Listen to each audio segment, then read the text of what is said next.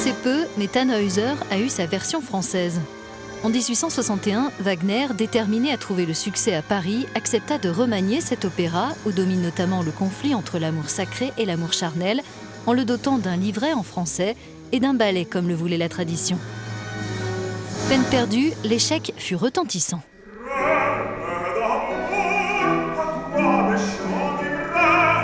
Quelques 150 ans plus tard, cette œuvre est présentée pour la première fois à l'Opéra de Monte-Carlo, grâce à son directeur général qui espérait depuis longtemps lui redonner vie.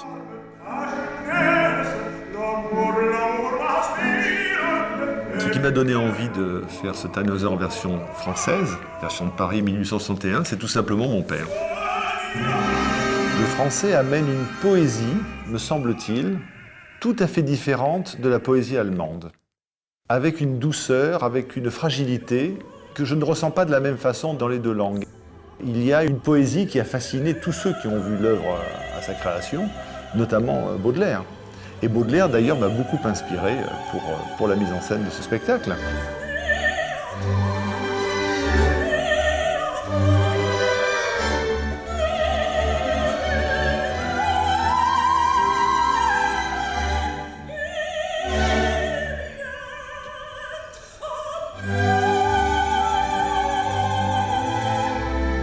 On a parlé hier, on s'est dit tous les deux, on n'a pas peur. Et le jour où il m'a proposé de venir diriger Tannhäuser, je n'ai pas réfléchi un instant, j'ai dit oui. C'est mon style. Alors voilà, après j'ai découvert les 11 kilos des partitions, et je me suis dit tu es folle, mais quel défi extraordinaire.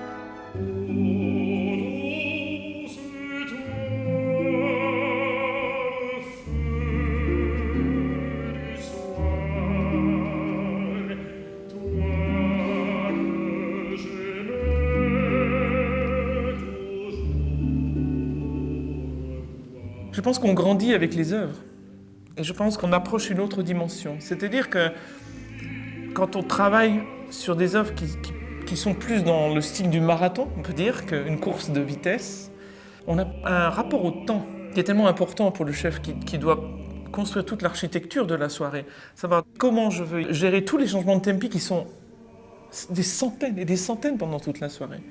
Et le rapport au temps est complètement différent. Tout comme un coureur de fond et un coureur de 100 mètres va avoir un rapport au temps. On a une vision d'architecture qui est développée à l'extrême, parce qu'on est obligé, donc on apprend énormément.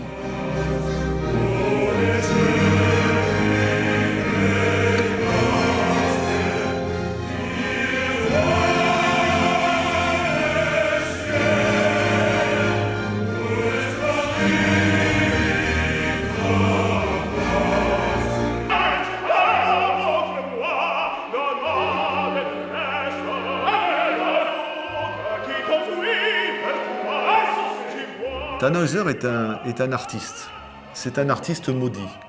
Ce pourrait être Mick Jagger, ce pourrait être n'importe quel artiste discuté, disputé, contesté, mais fascinant, que l'on ne peut pas s'empêcher à la fois d'aimer et de réprouver. Je crois que lui-même, Richard Wagner, a été poursuivi par ce Tannhäuser, parce que ce Tannhäuser, est-ce que c'était pas lui? Cet artiste réprouvé, maudit.